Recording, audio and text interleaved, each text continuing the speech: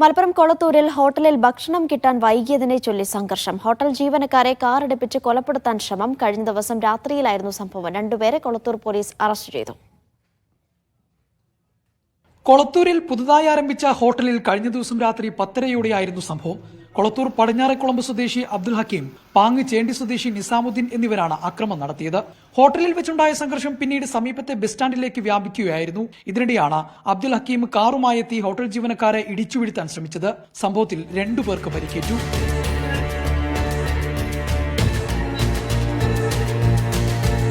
സംഭവത്തിന് ശേഷം വയനാട്ടിലേക്ക് രക്ഷപ്പെട്ട പ്രതികളെ CI സുമേഷ് സുധാകരന്റെ നേതൃത്വത്തിലുള്ള പ്രത്യേക അന്വേഷണ സംഘം മീനങ്ങാടിയിലെ ഒളിത്താവളത്തിൽ നിന്നും പിടികൂടുകയായിരുന്നു. പ്രതികൾക്ക് രക്ഷപ്പെടാനും ഒളിവിൽ താമസിക്കാനും സൗകര്യം ചെയ്തു നൽകിയ 2 പേരെയും പോലീസ് കസ്റ്റഡിയിലെടുത്തിട്ടുണ്ട്. ഹക്കീമിന്റെ പേരിൽ കൊളത്തൂർ പോലീസ് സ്റ്റേഷൻ പരിധിയിൽ മണൽക്കടത്ത് കേസുകളുണ്ടെന്നും നിസാമുദ്ദീൻ മേലാറ്റൂർ പോലീസ് സ്റ്റേഷനിൽ 2021 രജിസ്റ്റർ ചെയ്ത തട്ടിക്കൊണ്ടുപോകൽ കേസിൽ പ്രതിയാണെന്നും പോലീസ് പറഞ്ഞു. മീഡിയ 1 മലപ്പുറം.